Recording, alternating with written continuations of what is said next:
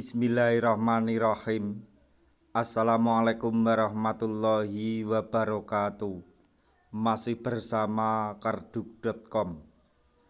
Pada kesempatan kali ini kami akan menyampaikan kabar terbaru yang datang dari Presiden Prabowo dan Menpan RB untuk para tenaga honorer terkait dengan seleksi P3K atau pengangkatan tenaga honorer menjadi ASN P3K tahun 2024, yaitu Rini Widiantini selaku Menpan RB pastikan transisi kabinet Prabowo tidak mempengaruhi pengangkatan tenaga honorer menjadi P3K 2024.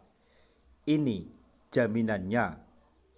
Untuk mengetahui lebih detailnya silahkan simak video ini sampai selesai.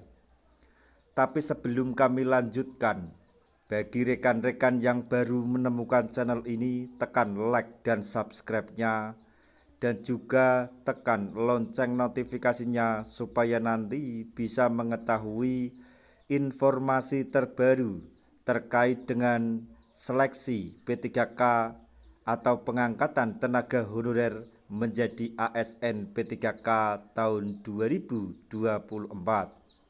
Sekarang mari kita simak dan cermati pernyataan yang ada di video ini supaya nanti tidak gagal paham.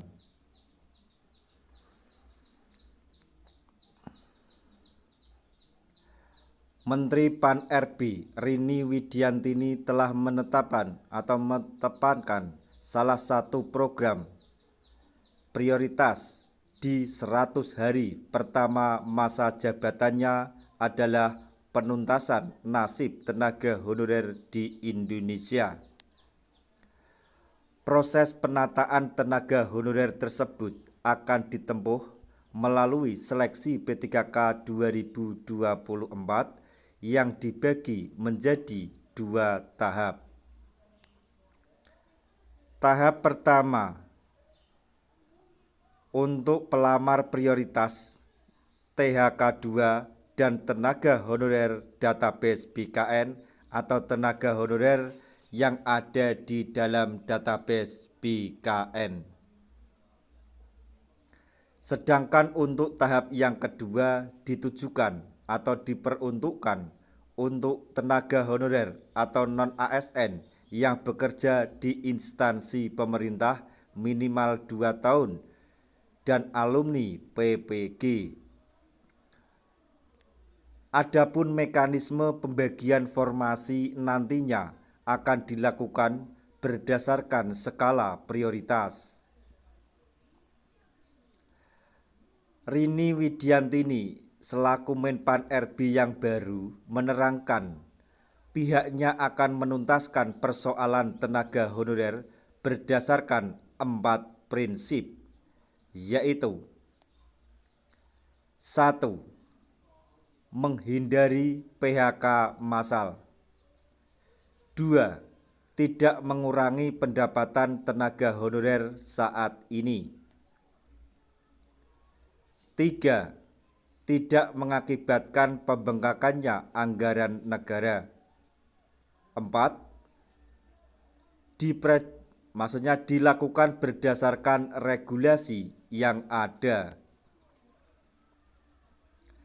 Diprediksi penataan tenaga honorer 2024 tidak akan berpengaruh atau memengaruhi masa transisi kabinet Prabowo. Hal tersebut lantaran pemerintah telah menyiapkan 3 instrumen hukum dalam menjamin keberlangsungan pelaksanaan tugas dan fungsi dalam masa transisi organisasi Kementerian Kabinet Merah Putih. Adapun 3 instrumen hukum tersebut adalah 1. Keputusan Presiden Nomor 133/P tahun 2024 tentang pembentukan Kementerian Negara dan pengangkatan menteri. 2. Peraturan Presiden Nomor 139 Tahun 2024 tentang penataan tugas dan fungsi Kementerian Negara Kabinet Merah Putih tahun 2024-2029.